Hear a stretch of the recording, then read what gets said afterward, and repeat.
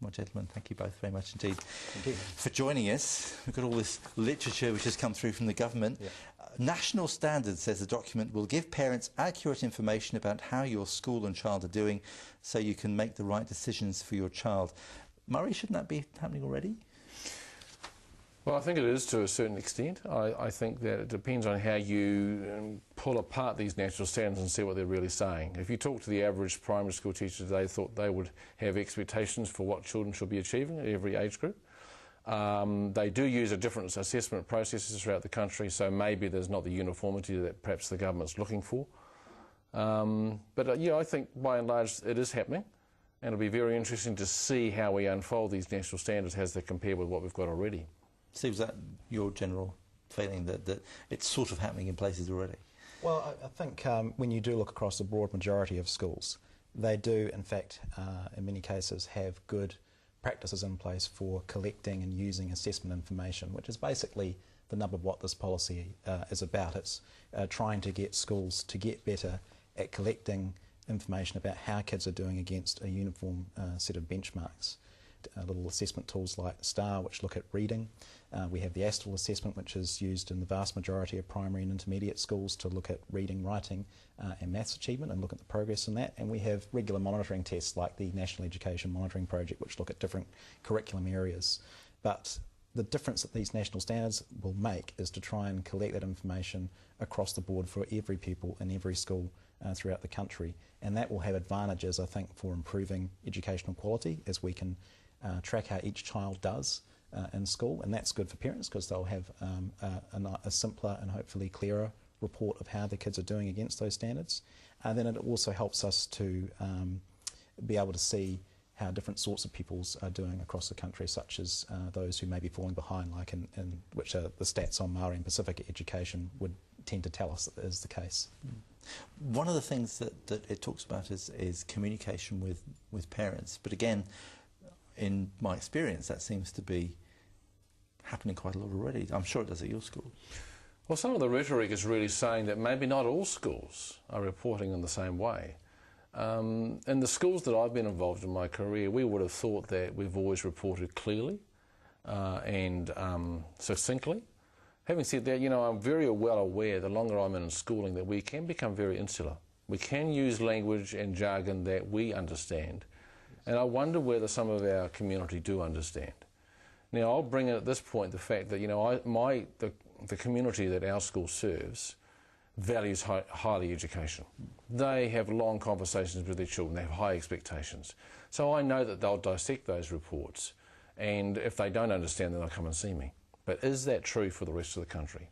So is this one of the drivers, is that we do need to get some clarity in how we're reporting to parents?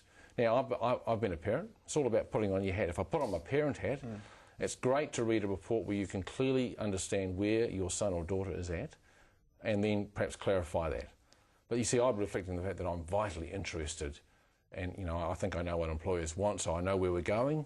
And I just wonder whether that's the same for the whole around the country. Steve, you were nodding and agreeing during. Yeah, well, I think, just remember that stat that was in the New Zealand Herald perhaps about 2 weeks ago, where about 3/4 of parents that the Herald surveyed said that they wanted information that was provided by the standards.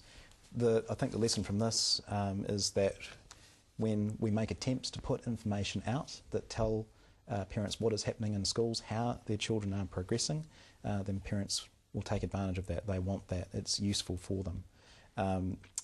And I think we should be careful. You know, you look at the other debates which are happening around in the moment about national standards, and you have certain groups like the teacher union saying, well, we should clamp down on how much information is provided about what's going on in schools or the quality of schools. Then I think we should be cautious not to head down that route, because the minute you do that, then you're putting at risk those sorts of changes I was discussing earlier about improving the quality of the school system as a whole. Putting information out is a good thing, a very good thing to do.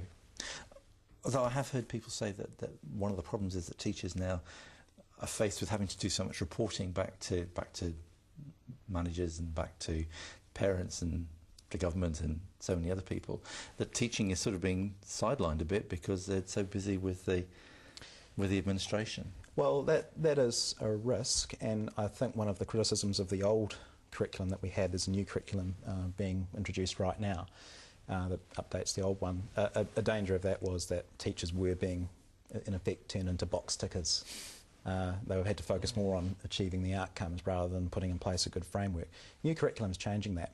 Let's be clear, there is no new national test under this policy, as is the case in the United Kingdom, which is often cited as a reason why we shouldn't go down this path, or in the United States with the No Child Left Behind policy that's been in place since about 2000. And also Australia, they've just moved to having system-wide national tests there across each of the states. We're not going down that path. I don't think I would advocate for going down that path. We can do the assessment that we need to assess against national standards effectively using in-class tools. And out of any of the ones that we have, I think the ASTEL test recommends itself most highly for going down that route, because it does work very closely with the national curriculum. It sets standards in relation to those existing curriculum standards that schools and teachers have been using for several years now. And with that, you could get a very clear, very uniform picture of pupil progress across the entire country. We'll take a break for some commercials and then we'll come back and chat some more with my guests on the programme, Murray Burton and Steve Thomas.